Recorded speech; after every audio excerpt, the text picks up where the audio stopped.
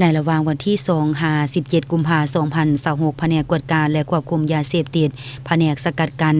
และต้านยาเสพติดห้องตำรวจปกส.แขวงบุรีคำไซได้ลงเคลื่อนไหวโฆษณาเผยแพร่ผลหายและภัยอันตรายของยาเสพติดให้นักเรียนมัธยมศึกษาอยู่7เมืองในทั่วแขวงโดยการนำพาของท่านพันโทนางพวงเพชรวรวงศ์ห้องหัวหน้าแผนกกวดการและควบคุมยาเสพติดมีแผนกตำรวจปกส.เมืองปกส.กุมบานมีอำนวยการคณะอำนวยการครูอาจารย์ตลอดฮอดนักเรียนโรงเรียนมัธยมศึกษาทาง7เมืองเข้าร่วมรับฟังทั้งหมด 3,400 คนยิง 1,950 คนสำหรับเอกสารที่นำมาเผยแพร่ในครั้งนี้ประกอบมี2บทคือผลหายและภัยอันตรายของยาเสพติดและกฎหมายว่าด้วยยาเสพติดให้น้องนักเรียนอยู่บ่ทางโรงเรียนประถมสมบูรณ์โรงเรียนมัธยมศึกษาตอนต้นและตอนปลายอยู่7เมืองคือมส.ผาเมืองมส.นากุล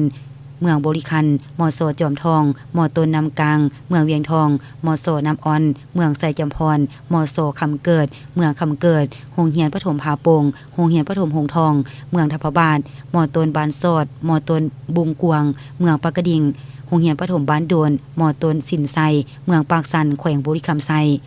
การลงโฆษณาเผยแพร่ผลหายของยาเสพติดในครั้งนี้เพื่อแนะสาเหตุให้ครูอาจารย์และน้องนักเรียนได้รู้เข้าใจอย่างลึกซึ้งต่อผลหายและภัยอันตรายของยาเสพติดแต่ละประเภท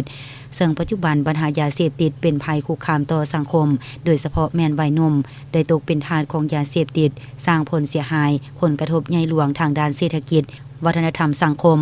เป็นต้นเหตุของความบ่สงบก่อให้เกิดสัญญกรรมต่างๆกดหน่วงทวงดึงความเจริญก้าวหน้าการพัฒนาของประเทศชาติจากนั้นก็ได้บรรยายผลหายของยาเสพติดชนิดต่างๆที่มีฤทธิ์ต่อระบบประสาทเฮ็ดให้สุขภาพร่างกายทรุดโทรมจ่อยผอมเกิดอาการประสาทหลอนส่งผลกระทบโดยตรงต่อชีวิตและสุขภาพของผู้ที่ตกเป็นทาสของยาเสพติดเฮ็ดให้ครอบครัวบ่มีความสงบสังคมบ่มีความปลอดภัยแนวก็เดียวกันได้มีการถามต่อเพื่อทบทวนคืนความรับรู้เข้าใจแลกเปลี่ยนคำคิดเห็นเกี่ยวกับผลหายของยาเสพติดซึ่งเห็นว่าน้องนักเรียนส่วนหลายแม้นมีความเข้าใจอย่างลึกซึ้งกว้างขวางต่อกับผลหายของยาเสพติดพร้อมกันนี้ยังได้เรียกร้องมายังน้องนักเรียนทุกคนจงพร้อมกันเอาใจใส่คนครัวห้ามเรียนเป็นนักเรียนที่ดีของครูอาจารย์เป็นลูกที่ดีของพ่อแม่